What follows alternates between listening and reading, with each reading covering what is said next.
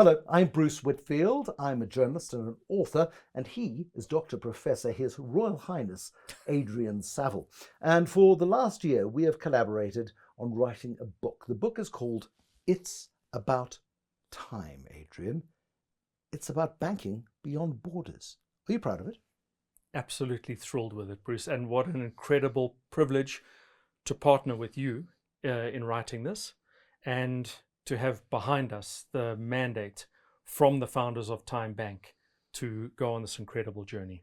Well, what a privilege it was to work with you, Adrian, on this book. Let's talk about the book. For about a year, we've worked on this thing. Yeah. And we're still communicating. That's amazing. That's actually cool. That's neat. It is neat. Let's get into the meat and potatoes of this book, because it's a lovely story. Why did you agree to write a book about a bank? Seemed like a good idea at the time. About a year ago, we each got a call from one of the co-founders of Tyme Bank, Kunran Jonker, and he approached you first because you'd worked together at GIBS at the business school, and he knew your work. And then the next day he phoned me. And I said to him, "Nah, sorry, I'm busy. I've got big changes coming and can't be distracted by a book." And he was slightly horrified. I don't think anybody says no to the guy, do they? Well, as we've learned through our journey of this book, very few people say no to Kun. He has this magic capability to get people to buy in. But you said no. And then I was horrified. You were horrified. And you actually you shouted at me. Do you remember what you said?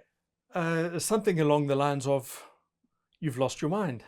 I was going to say, "Are you mad?" Are you mad? Yes. Are you mad? And I hadn't appreciated. Here's the opportunity. I hadn't appreciated what these guys had achieved. And I'd seen part of their South African journey, and I wasn't overly impressed because, and as the book reveals, just the whipsaws of chaos and emotion and breakdowns and shareholder issues. I didn't realize what a complex and layered and wonderful story this was. I had a superficial view of it, and we then had a year to dig deeper.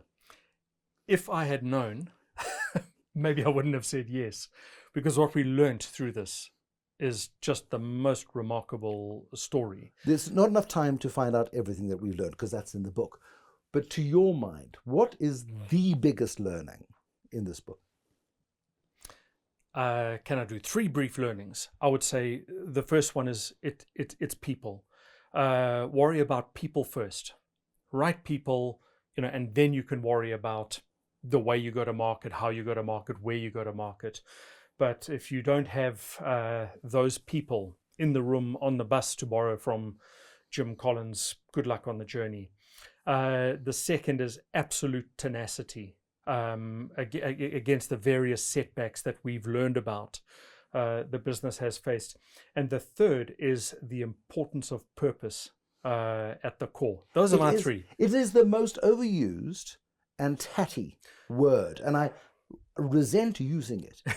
However, through all of its travails, and it had 5, 6, maybe 7 near-death experiences where it was days away from going out of business, disappearing, one shareholder not stepping up, another shareholder pulling out at a crucial time. And without that unity of purpose, that sense that we can change the way that people at the bottom of the economic pyramid access financial services, not in one country, but in multiple countries, and we can do it at a price point that is vastly lower than everybody else's. And we can continue to do this because actually Grameen Bank is probably the last purpose-driven lender in the world that I certainly am aware of in terms of how it has changed the landscape of Bangladesh.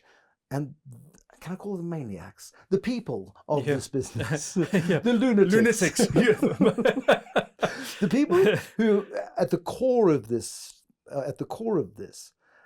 are completely and utterly united by that sense of purpose. Yeah. And I think it is an absolute standout. I've got one standout, and that is they have chosen the hardest way in banking to make money. And we're used to multinationals going across borders and doing various things, and we don't have the deep insight that we have into the way in which they are doing it. But by going and building a single banking platform and looking to put that across jurisdictions, cultures, religions, borders, time zones, currencies, regulatory authorities. Just the complexity of what they've sought to achieve is admirable. My question, though, is it sane? Is it sustainable? Yeah, one of the things that Kun, when we spoke initially about this project, really drove hard at was the suggestion that here you have a business model that changes the face of banking as we know it, with the suspicion being that 10 years from now, the list of the largest retail banks in the world will be dominated by digital banks. And so this truly is a transformative moment. So is it sustainable? Yes. I think that there's every reason to believe that we're on that journey. It won't be sustainable for all because of the nature of the business model. So it's likely to be a few that succeed rather than all. But that's the nature of business, isn't it? That's the nature of business. 92% of businesses don't ever get sold. They either just die a natural death or they find themselves assimilated into other businesses. They don't ever sort of have a natural glorified ending. Most businesses fail. So if we go to that, Bruce, you and I have had the privilege of traveling together to all of the Tyme Group's countries of operation. We've conducted dozens and dozens and dozens of interviews. And dozens of interviews. And a few dozen more. What's your sense of the source that creates that ability to endure? So I canvassed several of the leaders of Tyme after we finished the book. And I said, what to your mind can this business teach other businesses? And the core thing that came through goes back to one of your key points, which is it's all about the people. And it's all about the people at the center. Because once those people are solid and stable, and it's an executive team that's stuck together for a decade, through trials and tribulations. Now, I'm sure that there'll be plenty of case studies that will tell you that that's a terrible idea and you need to bring in new blood and you need to keep reinventing and reinvigorating your leadership team and you need to keep it and the vibrant. New room sweeping, all of that. Yeah. And I think in this case, I would disagree. Because it is precisely that unity of purpose, that unity, that shared vision of changing the future of banking that has kept them going through some really tumultuous and turbulent times. There's an aspect that I'll add to that to go back to the earlier point about purpose, and that's not being, sort of a throwaway descriptor, but rather a true definition of what's going on in the pulse, in the heartbeat of this business, is a recognition that financial inclusion changes lives. You only have to be somewhat financially excluded to know, what that difference can be, and that this isn't about driving financial inclusion for the sake of inclusion, but financial inclusion because of its truly transformative capability, that this will change people's lives. Well, this will change countries, stories. communities. I mean, we're sitting at the Gordon Institute of Business Science. Koen Jonker is running a law firm. He's sent to GIBS as part of the first MBA cohort because he doesn't know how to run a business. So his bosses send him here to say, well, you better do something.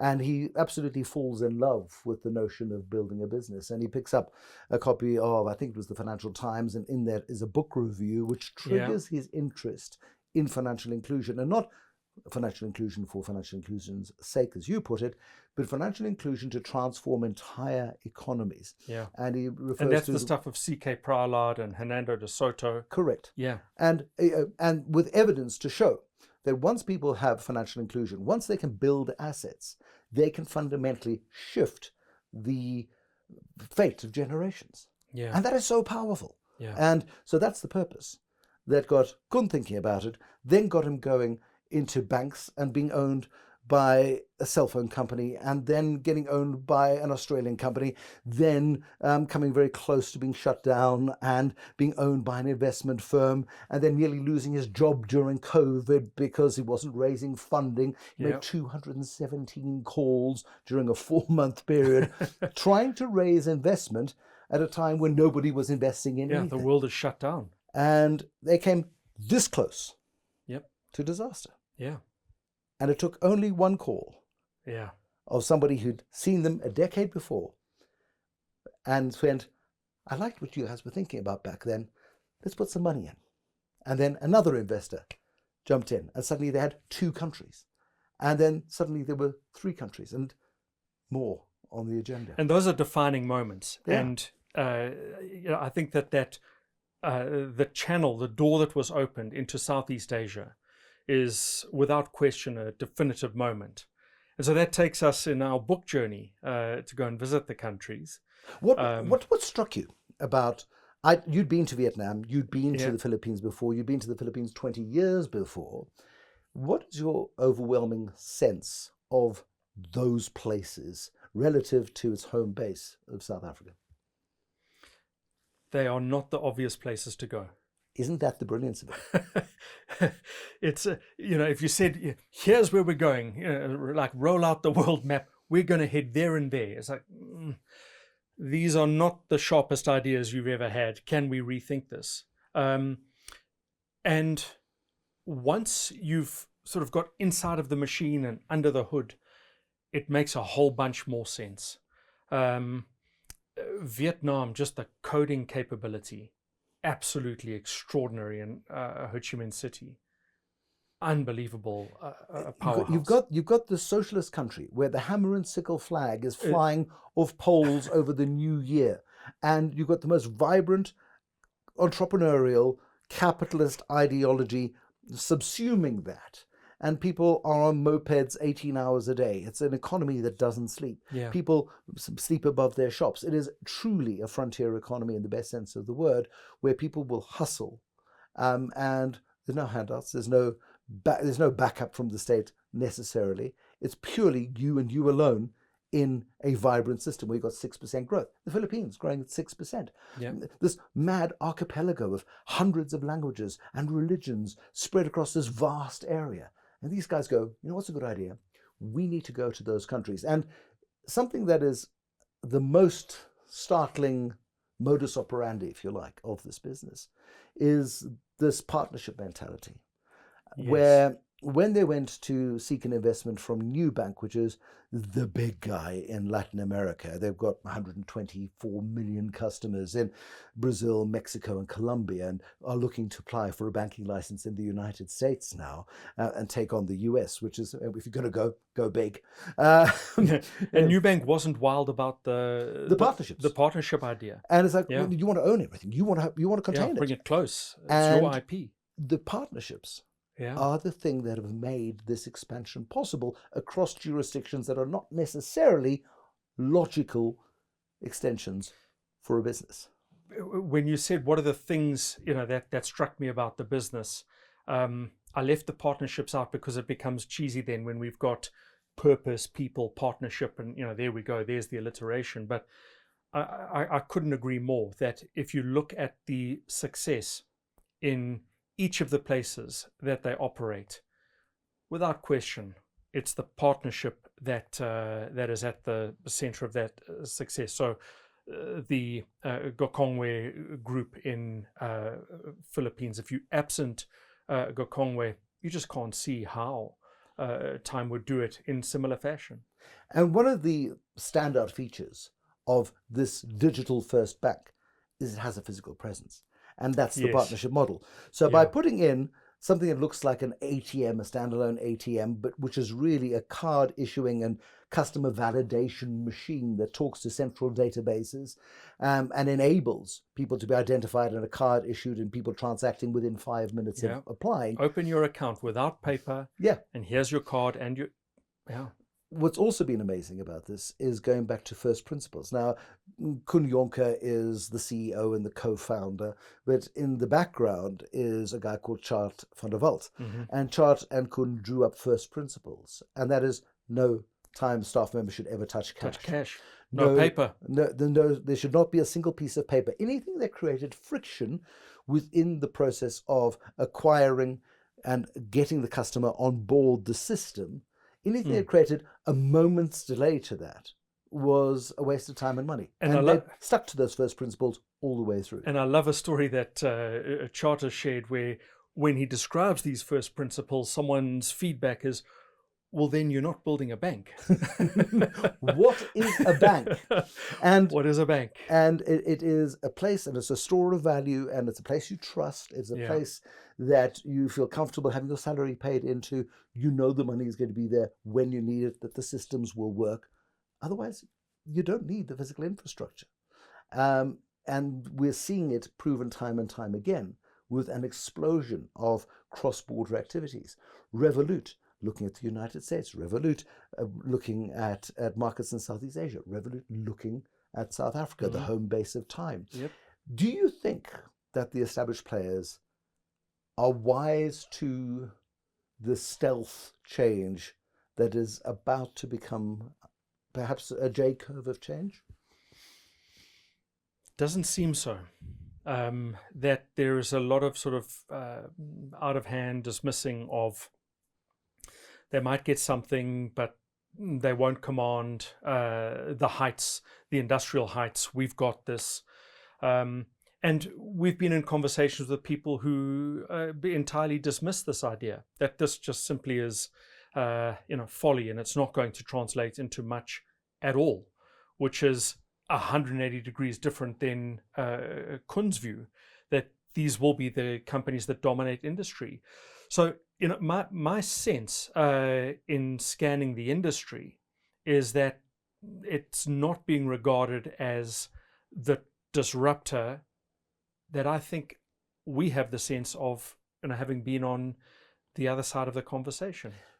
Do you feel captured? Do you feel like there was a big jug of Kool-Aid, a raspberry Kool-Aid, and you were given a glass of it, and we went, that's delicious, let me drink all of it? I don't know, Bruce, let me think. I'm sitting on the back of a scooter, whizzing through a city in Vietnam, at X something kilometers per hour with crisscross traffic. Could I have been consumed by Kool-Aid? Absolutely. I mean, we've drunk the Kool-Aid, and we've written that in the book to try and declare all of our conflicts, and we acknowledge that we're at risk here. Yeah. That this may not work out. So the way it is intended at all. And might not. And I think we cover ourselves enough there to say there's a lot that can go wrong. Yeah. A lot that can go wrong. At the beginning, you and I, because I wrote it, I admit this, I'm massively critical of highly popular and respected biographies, business biographies. Yeah. And I'm just saying they drank the Kool-Aid. The people who wrote these books drank the Kool-Aid, and we're quite dismissive of them. Have we done an adequate job of ensuring ruthless objectivity? So that was one of the criteria that you and I, in our sidebar, put down as a necessary condition. Don't mess with the story. That the story may not be crafted, shaped, woven to fit some narrative. That we would go in, we would have unfettered access, we'd be able to speak to whoever we needed to, and then we would write what we saw. And I think that that's what we've done. We have. I think we have. We're launching this book in the home market of Tyme, in Johannesburg. We are launching it at the Singapore Fintech Festival. We're launching it at SOAS, which is the School for Oriental and African Studies at the University of London. In the UK, yeah. And I think this is going to be a book that gets a huge amount of interest beyond the fintech world, because it is on the cutting edge of a sea change in an industry that has been around in various forms for 4,000 years, more formalized since the Renaissance, and then later digitized and computerized, and now people have got banks in the palms of their hands. And there are hundreds of examples of Tyme-like businesses. And I think people will be really curious as to how this emerges from the southern tip of Africa as a potential game changer.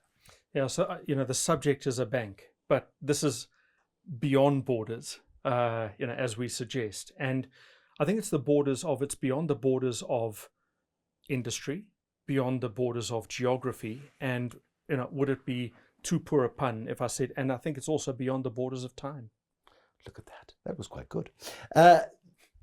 Something else that I've picked up on this book, and I don't know whether it's been deliberately constructed in parts of your contributions to the book, you talk about second level thinking. And you talk about Kun being a master of second level thinking. I translate that into deliberately choosing to do hard things, building a moat around a business, making it really hard to replicate, going to places where others choose not to go. Fools go where angels fear to tread, they say.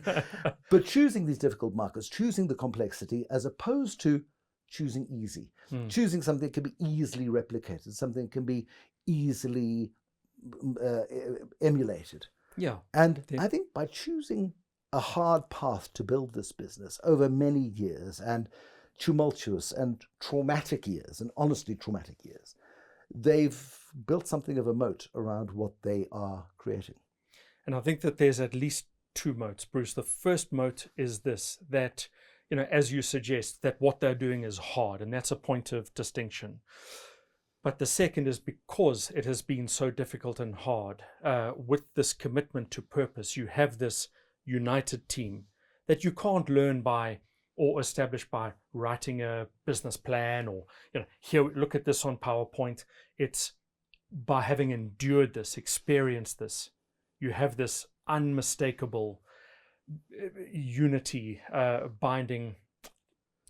You can't craft that or create that with sign-on incentives and bonuses and going and hunting the best people from different places. Getting people to collaborate. And one of the things that Kun Jonker does, my understanding of it anyway, is that he is able to get people to do things that they ordinarily wouldn't choose to do themselves. He's able to push them, push them to a point to deliver on a daily, weekly, monthly, annual basis, multi-year basis, on projects that are difficult. And they do it willingly. Yeah. One person I spoke to, and this is a bit naughty, she says, some people see him as a bit of a messianic character. And he goes slightly pink when you say that to him. And it's embarrassment. Yeah. But his father was a priest. Yeah. And he's able to, it's beyond charisma and charm, because charisma and charm will get you so far, so far and no further.